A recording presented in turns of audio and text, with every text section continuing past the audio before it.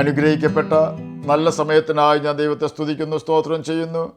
ദൈവവചനം ശ്രവിച്ചുകൊണ്ടിരിക്കുന്ന എല്ലാ ദൈവമക്കൾക്കും വീണ്ടും വരാമെന്ന് അരുളി ചെയ്തവനായ കർത്താവായ യേശു ക്രിസ്തുവിൻ്റെ തന്നെ നാമത്തിൽ ഞാൻ എൻ്റെ സ്നേഹവന്ദനം അറിയിക്കുന്നു.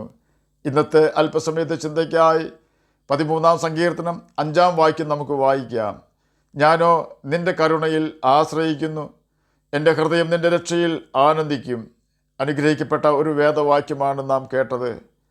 But I trust in your unfailing love. My heart rejoices in your salvation എന്നാണ് NIV ഇംഗ്ലീഷ് വേർഷനിൽ ഇതേ വാക്യം രേഖപ്പെടുത്തിയിരിക്കുന്നത്. കരുണ എന്ന വാക്കിനെ അൺഫെയിലിംഗ് ലവ് എന്നാണ് ഇംഗ്ലീഷിൽ എഴുതിയിരിക്കുന്നത് എന്ന് സാരം. പരാജയപ്പെടാത്ത സ്നേഹം, വറ്റിപ്പോകാത്ത സ്നേഹം എന്നെല്ലാം അതിന് അർത്ഥമുണ്ട്. മനുഷ്യരുടെ സ്നേഹം പ്രതിഫലം ഇച്ഛിക്കുന്നതാണ്. ആ സ്നേഹത്തിൻ്റെ പ്രത്യേകത ആദ്യം വലിയ സ്നേഹമായിരിക്കും, എന്നാൽ ക്രമേണ സ്നേഹത്തിൻ്റെ ആഴം കുറയുകയും ഒടുവിൽ വറ്റി വരളുകയും ചെയ്യും. പരാജയപ്പെടുന്ന സ്നേഹമാണ് മനുഷ്യരുടെ സ്നേഹം. സ്നേഹത്തിൻ്റെ ഉറവ നിന്നു പോകുന്ന സ്നേഹമാണ് മനുഷ്യരുടേത്. അതിനാരെയും കുറ്റപ്പെടുത്തിയിട്ട് കാര്യമില്ല, മനുഷ്യരായി നമുക്കതിനെ കഴിയൂ. എന്നാൽ സ്നേഹത്തിൻ്റെ വറ്റാത്ത ഉറവയുടെ ഉടമസ്ഥനാണ് കർത്താവായ യേശു ക്രിസ്തു. ഒരിക്കൽ കായൽ തീരത്തുള്ള തൻ്റെ സ്നേഹിതൻ്റെ ഭവനത്തിൽ സന്ദർശനം നടത്തിയ കൂട്ടുകാരനെ സ്നേഹിതൻ കാറ്റുകൊള്ളുന്നതിനായി തൻ്റെ വീടിൻ്റെ ടെറസിൽ കൊണ്ടുപോയി. അവിടെ ഫിറ്റ് ചെയ്തിരുന്ന ഒരു കാറ്റാടി കാറ്റിൻ്റെ ദിശയ്ക്കനുസരിച്ച് കറങ്ങിക്കൊണ്ടിരിക്കുന്നത് കൂട്ടുകാരൻ്റെ ശ്രദ്ധയിൽപ്പെട്ടു. അതിൽ ചില വാക്കുകൾ എഴുതി വച്ചിരിക്കുന്നത് ശ്രദ്ധിച്ചപ്പോൾ അത് ദൈവം സ്നേഹമാകുന്നു എന്നാണെന്ന് താൻ മനസ്സിലാക്കി. സ്നേഹിതനോട് കൂട്ടുകാരൻ ചോദിച്ചു, കാറ്റാടിയിൽ ഇപ്രകാരം എഴുതി വച്ചിരിക്കുന്നത് എന്തിനാണെന്ന്. അതിനുത്തരമായി സ്നേഹിതൻ തൻ്റെ കൂട്ടുകാരനോട് പറഞ്ഞത് ഇപ്രകാരമാണ്: കാറ്റ് ഏത് ദിശയിൽ നിന്ന് എത്ര ശക്തിയോടെ അടിച്ചാലും ദൈവം സ്നേഹം തന്നെയാകുന്നു എന്നായിരുന്നു.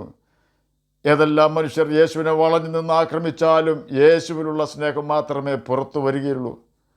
അതുകൊണ്ടാണ് തൻ്റെ ചങ്കിൽ കുന്തം കുത്തിയിറക്കുമ്പോഴും യേശു പ്രാർത്ഥിച്ചത്, ഇവർ ചെയ്യുന്നത് എന്ത് എന്ന് ഇവർ അറിയാകിയാൽ പിതാവേ ഇവരോട് ക്ഷമിക്കണമേ എന്ന്. യേശുവിൻ്റെ ആ വറ്റിപ്പോകാത്ത പരാജയപ്പെടാത്ത സ്നേഹത്തിൽ ആണ് സങ്കീർത്തനക്കാരൻ ആശ്രയിക്കുന്നത്. ആ സ്നേഹത്തിൽ നാം ആശ്രയിച്ചാൽ ലജ്ജിച്ചു പോകേണ്ടി വരികയില്ല. ആരെല്ലാം നമ്മെ മറന്നാലും നമ്മെ മറക്കാത്ത നാഥനാണ് കർത്താവായ യേശു ക്രിസ്തു.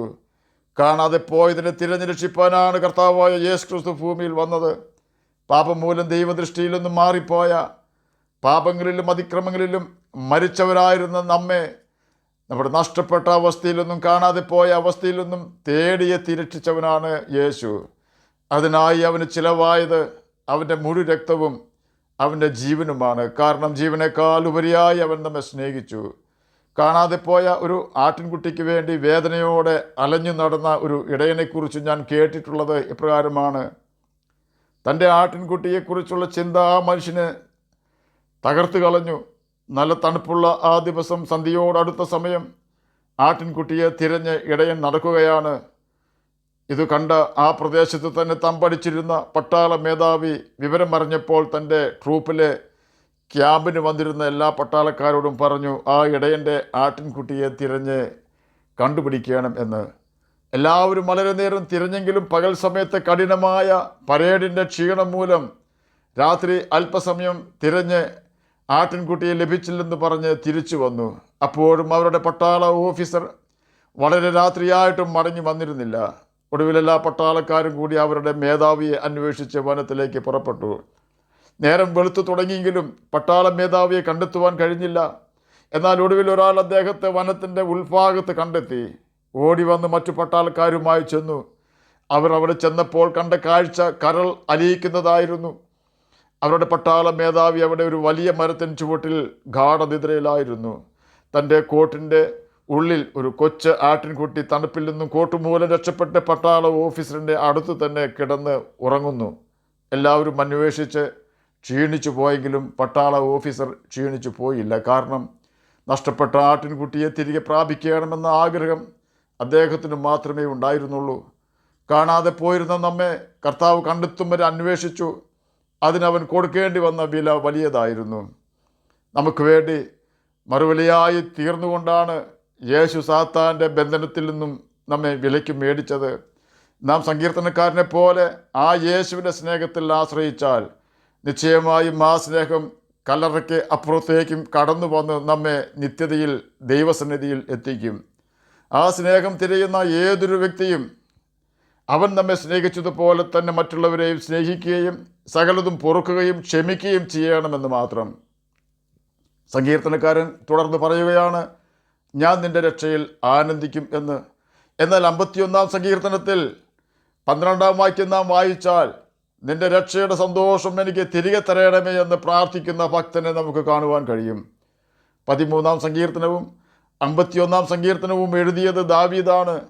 13 സങ്കീർത്തനത്തിൽ ദൈവത്തിൻ്റെ രക്ഷയിൽ ആനന്ദിച്ചിരുന്ന ദാവീദ് 51 സങ്കീർത്തനത്തിൽ രക്ഷയുടെ സന്തോഷം നഷ്ടപ്പെട്ടവനായി തീർന്നതിന് കാരണം ദാവീദിൻ്റെ പാപമായിരുന്നു എന്ന് നാം മനസ്സിലാക്കണം. ദൈവം നമുക്ക് രക്ഷ സൗജന്യമായാണ് തന്നിരിക്കുന്നത്. നാം അതിനുവേണ്ടി വില കൊടുക്കേണ്ട ആവശ്യമില്ല. കാരണം നാം എത്ര വില കൊടുത്താലും കർത്താവ് നമുക്ക് വേണ്ടി ഒരുക്കിയ രക്ഷ നമുക്ക് ലഭ്യമാകുമായിരുന്നില്ല. അത് വിലയേറിയതാണ്. ഇത്ര വലിയ രക്ഷ എന്നാണ് ബൈബിൾ ആ രക്ഷയെ വിശേഷിപ്പിക്കുന്നത്. വിലയേറിയ ആ രക്ഷ നമുക്ക് നേടിത്തരുവാൻ ദൈവത്തിന് തൻ്റെ ഓമന കുമാരനെയും യേശുവിനെ അവൻ്റെ അവസാന തുള്ളി രക്തവും ജീവനും നമുക്ക് വേണ്ടി യാഗമാക്കേണ്ടി വന്നു. ആ രക്ഷ സ്ഥിരമായ രക്ഷയാണ്. ദൈവം അത് തരാതിരിക്കുകയില്ല. ആ രക്ഷ ഒരിക്കലും നഷ്ടപ്പെടുകയില്ല. കാരണം ആ രക്ഷ നമുക്ക് ലഭ്യമാക്കുവാൻ യേശു കാൽവരി ക്രൂശിൽ തകർക്കപ്പെട്ടു. തന്നെയുമല്ല പരിശുദ്ധാത്മാവിനെ നമുക്ക് അച്ചാരമായി അഡ്വാൻസായി തരികയും ചെയ്തു. എന്നാൽ നമുക്ക് യേശു കാൽവരി ക്രൂശിൽ നമ്മുടെ രക്ഷണ്യ പ്രവർത്തനത്തിനായി കഴിച്ച ശരീരയാഗം ഫലകരമാകണമെങ്കിൽ നാം ആ യാഗത്തിൽ വിശ്വസിക്കുകയും പാപങ്ങളെ ഏറ്റുപറഞ്ഞ് ഉപേക്ഷിച്ച് പിതാവിൻ്റെയും പുത്രൻ്റെയും പരിശുദ്ധാത്മാവിൻ്റെയും നാമത്തിൽ സ്നാനം മുങ്ങി യേശുവിൻ്റെ വചനം അനുസരിക്കുന്നവർക്ക് ദൈവം നൽകുന്ന പരിശുദ്ധാത്മാവിനെ പ്രാപിക്കുകയും കറയും ചുളുക്കവും ഇല്ലാത്തവരായി പാപം കൂടാതെ ജീവിച്ച് യേശുവിൻ്റെ മടങ്ങി വരുവാനായി കാത്തിരിക്കുകയും വേണം. അപ്രകാരം ചെയ്യുന്ന വ്യക്തികൾക്ക് ദൈവം കാൽവരി ക്രൂശിൽ നമുക്ക് വേണ്ടി ഒരുക്കിയ രക്ഷയുടെ സന്തോഷമോ ഒരിക്കലും നഷ്ടമാവുകയില്ല.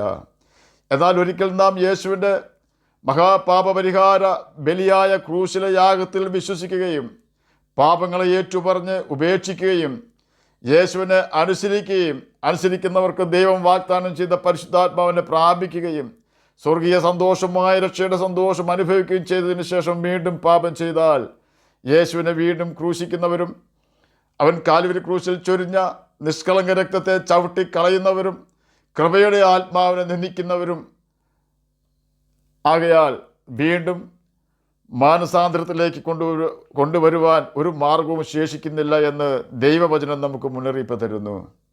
തന്നെയുമല്ല ഇബ്രായർക്കെഴുതിയ ലേഖനം 2 അധ്യായം 1 മുതൽ 4 വരെയുള്ള വാക്യങ്ങളിൽ ഇപ്രകാരം രേഖപ്പെടുത്തിയിരിക്കുന്നു, അതുകൊണ്ട് നാം വല്ലപ്പോഴും ഒഴുകിപ്പോകാതിരിക്കേണ്ടതിന്, വല്ലപ്പോഴും പാപം ചെയ്ത് നശിച്ചു പോകാതിരിക്കേണ്ടതിന് കേട്ടത് അധിക ശ്രദ്ധയോടെ കരുതിക്കൊള്ളുവാൻ ആവശ്യമാകുന്നു.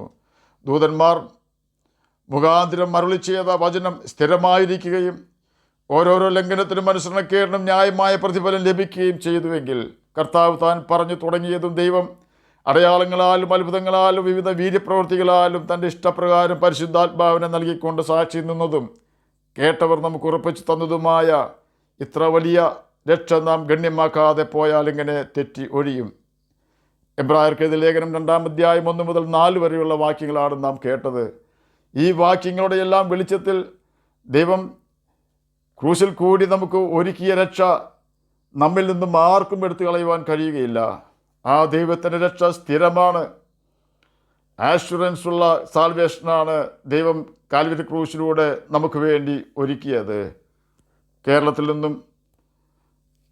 നിന്നുള്ള ഒരു യാത്രക്കാരൻ അമേരിക്കയിൽ പോകുവാൻ പാസ്പോർട്ട് എടുത്ത് എയർപോർട്ടിൽ പോയി വെയിറ്റ് ചെയ്താൽ യാതൊരു പ്രയോജനവും ഉണ്ടാവുകയില്ല.